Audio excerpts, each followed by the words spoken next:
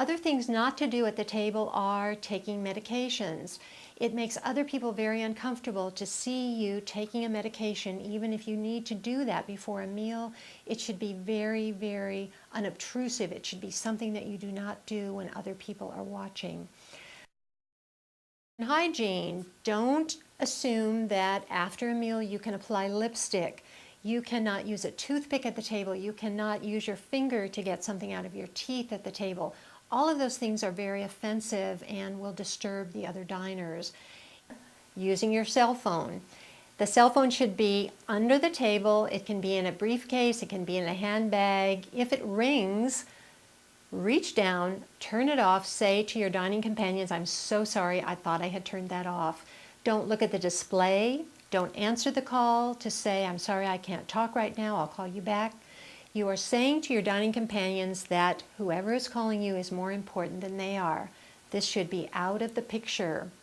Other things to remember are it's your responsibility to talk to your guest on your left and your right. If you've come to the event with someone from your business, from your family, it's your responsibility to talk to other people at the table and not just to the person with whom you've come. Other things to avoid are taking away doggy bags if you're at a business event or any event where you care about your image. Don't ask for a doggy bag. Don't share bites of your food with other people at the table. Don't ask for a taste of someone else's. These things reflect very poorly on you.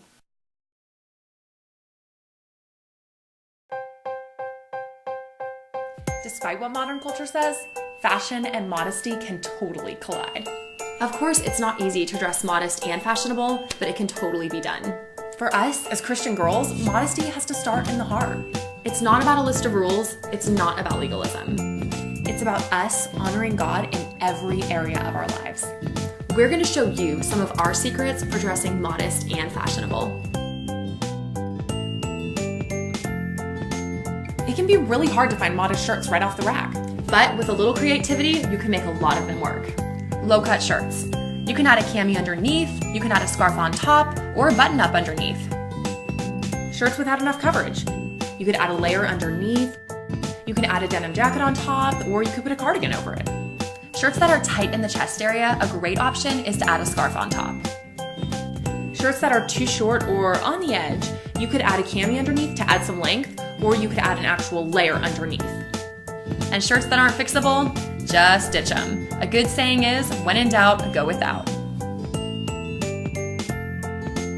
We think it's totally possible to wear pants in a feminine, modest, and fashionable way. We found that jeans and pants with more structure tend to be modest, and they fit without being too skin tight. We try to avoid jeans that have bling on the back pockets or that have tears and rips up and down them. We also avoid stretch jeans, jegging jeans, and leggings because these are usually skin tight. One way that you can make tighter jeans more modest is to wear a long shirt that covers the rear area. Shorts are so short these days that some of them can even be classified as denim underwear. So how do you know how long is long enough? Even though it's hard, we've decided to avoid lengths that show our thighs. Just like pants, shorts that have more structure and shorts that fit without being skin tight tend to be more modest. We like to stick to long Bermuda shorts. Here's a little jeans trick that we've learned. You can take your old jeans and actually turn them into modest, fashionable denim shorts. You just cut them off right below the knee, roll them up once, twice, maybe 3 times, and you can get the length that you desire. There's a wide variety of skirt options out there, from the ultra mini to the long maxi. So how do you know what's modest and what isn't? When it comes to skirts, here are some things to keep in mind. The tightness of the skirt and the length of the skirt. We try to stick to skirts that come to the knee and aren't tight and form-fitting. Skirts are an awesome piece for hot weather. They're feminine, breezy, and can be easily fashionable. We love dresses, but honestly, they're the hardest thing to find modest right off the rack. With a few tricks, you can transform a dress into a modest outfit that is so feminine and fashionable.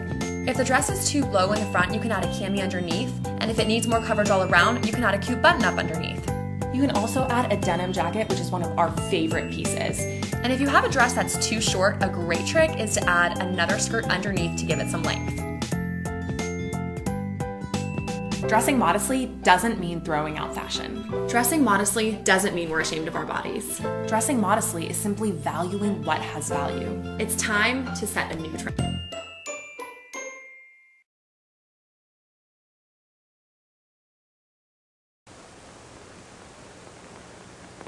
These boys greet their dad as though they are genuinely glad to see him, as though they had really missed being away from him during the day and are anxious to talk to him.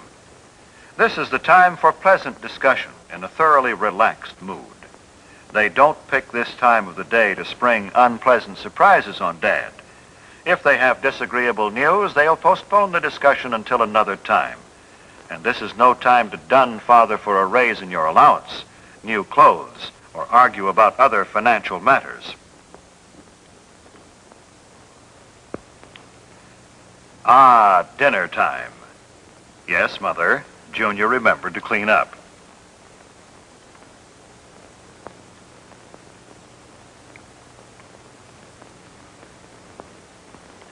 Brother seats Junior. Then helps Mother to her chair as he would his best girl.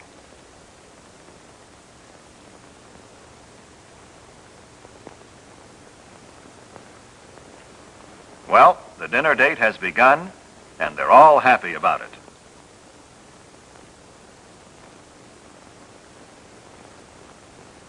Many families throughout the country observe the custom of saying grace at mealtime. It is always treated with reverence and respect.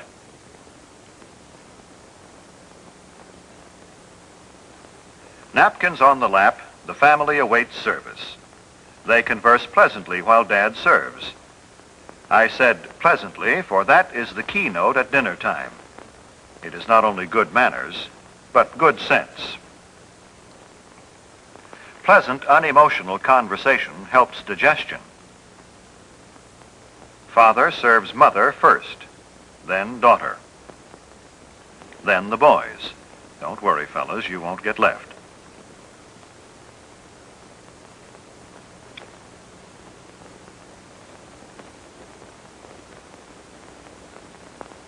Help cut your meat, Junior?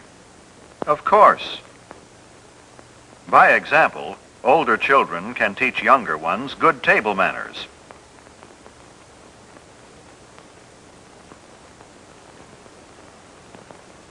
No one starts eating until Father has served himself.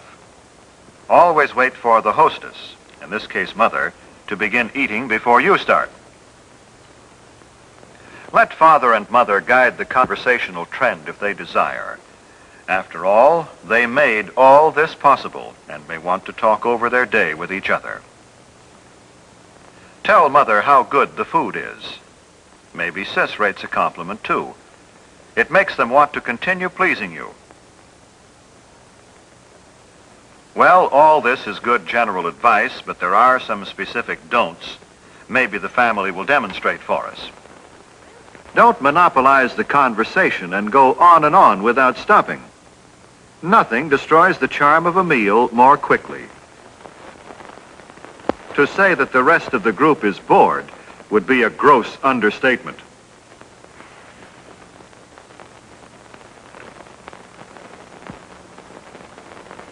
Don't discuss unpleasant topics such as gruesome sights or sounds or unpleasant occurrences. This is a time of pleasure, of charm and relaxation, remember?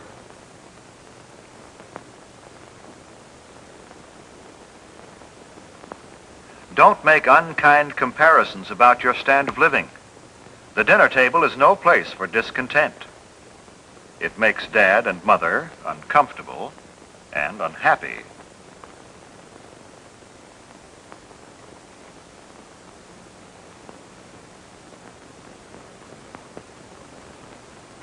Don't insult your brother or sister with offensive remarks about friends. Arguments, harsh words mean tension and distress for everyone.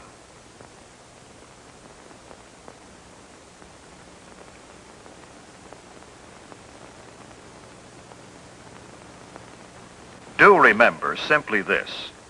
Treat the other members of your family with the same respect and cordiality You would show your most treasured friend outside the family circle. This does not mean you should be stiff or formal. With your own family, you can relax. Be yourself. Just be sure it's your best self. This is better. Now things are on an even keel again. Now we're ready for dessert. Most families don't have maids, so Mother needs help with the serving from the kitchen. Son says Mother has done enough. Watch him play butler. The removal of dishes from the main course and the serving of dessert set the stage for the conclusion of a thoroughly pleasant meal.